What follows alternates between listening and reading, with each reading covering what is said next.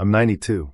Still drive my own car, cook my own meals, and no, my kids haven't hidden my car keys yet. Want to know the crazy part? I haven't had the flu, a cold, or even a bad case of the sniffles in over 30 years. No secret potion, no fancy supplements, just 5 daily habits that anyone over 60 can start today.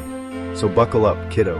I'm taking you for a spin down the road to real senior health. Look, aging isn't easy.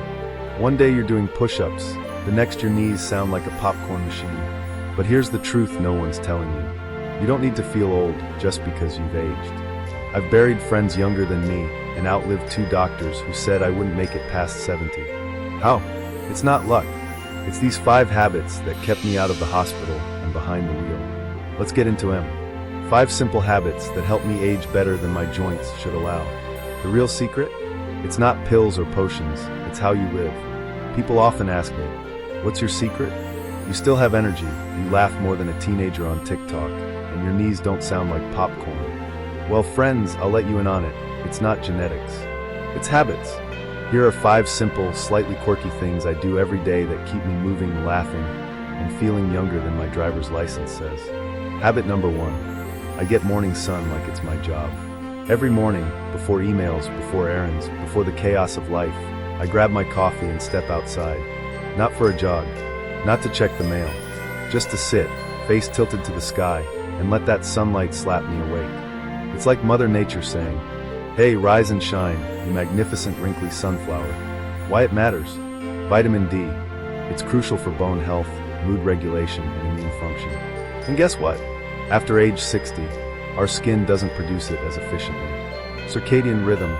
Morning light tells your body it's time to be awake, which means better sleep at night. Mental clarity. That 10 minutes of sun is like free therapy. I breathe. I listen to birds. I remember I'm alive. Pro tip. Even if it's cloudy, just being outdoors helps. So bundle up, brew a cup, and let the day greet you before the screens do. Habit number 2. I eat like my grandmother taught me. I grew up in a kitchen that smelled like garlic, stewed greens, and something always simmering. There were no keto diets or superfoods, just real food that was made with care. Today, I still eat like that. Beans that fuel my gut, leafy greens that keep my blood pressure low, olive oil that makes everything feel like Tuscany, and sourdough bread with crust sharp enough to fight back. I don't obsess over carbs or macros. I don't buy food that comes in shiny, crinkly packages with cartoon mascots. My rule: count colors, not calories. The more your plate looks like a garden, the less your doctor will look concerned. And yes, I still use a cast iron skillet, because it's the only thing older than me that's still going strong. Habit number 3. I move every single day, even if it's just around the house. Let me be honest, I'm not training for any marathons, but I am dodging grandchildren, squatting to pull weeds, and dancing while I make soup. Movement doesn't have to be fancy. It just has to happen. Why? Because as I always say, motion is lotion. It oils the joints, stirs the blood, and keeps the brain from falling asleep. How I move: a walk around the block or just the backyard, stretching while I wait for the kettle to boil, carrying groceries like I'm in a strongman competition, dancing to 70s disco in the kitchen because Gloria Gaynor will be survived. And here's the kicker: regular movement helps prevent cognitive decline. Yep, exercise is not just for your heart, it's for your head too.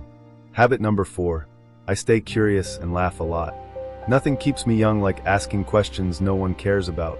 Like, why do flamingos sleep standing on one leg? Was Napoleon really that short? How many types of cheese can one person eat in a lifetime? I read books. I Google weird facts. I watch documentaries narrated by British people. But more than that, I laugh. At myself. At cats knocking things off tables. At people trying to pronounce quinoa for the first time. Why it works. Curiosity stimulates the brain. It builds new neural connections, helps memory, and keeps life interesting. Laughter lowers cortisol, boosts immunity, and frankly makes everything more fun. So I stay curious. I stay silly. And I proudly tell bad jokes at family dinners because someone's got to do it. Habit number 5. I talk to people, even strangers at the grocery store. If you see me in public, I'll probably start a conversation with you about whatever's in your cart. Oh, you're buying lentils? You must be wise and regular. Why? Because talking to people keeps you human. It keeps your soul alive. And frankly, loneliness kills faster than fried food. I've got church friends who check in on me, neighbors who leave soup on my porch, a cousin who sends me memes I don't understand, but pretend to. And I make it a point not to eat alone if I can help it. Meals are meant to be shared, even if it's just with a friendly FaceTime call or a neighbor over tea. The science agrees. Social connection reduces your risk of dementia, heart disease, and depression. It even helps you live longer. Final thoughts. Aging is not about avoiding wrinkles, it's about earning them. If I've learned anything over the decades, it's this. You don't have to be rich to eat well. You don't have to be young to dance. You don't have to be perfect to feel good.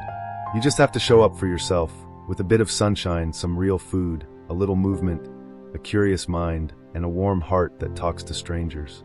So go on, adopt one of these habits this week.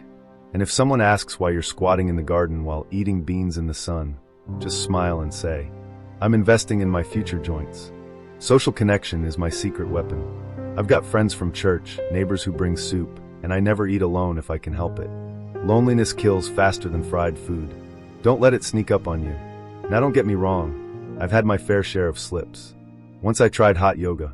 Let's just say I sweated out 3 decades of regrets and couldn't stand up for a week. But the key is this, I never stopped living just because I got old. These 5 habits? They didn't just keep me alive, they kept me thriving. No pills, no perfect genetics, just consistency and a little bit of stubbornness. So if you're over 60 and wondering, will I still be sharp, mobile, and driving at 90? The answer depends on what you're doing today. If you learned something, or even just cracked a smile, hit that like button, drop a comment, and tell me, which of these habits are you already doing? And don't forget to subscribe for more tips that actually work for older adults. No fluff, no hype, just real stuff from someone who's been there. Now if you'll excuse me, I've got errands to run. And yes, I am driving.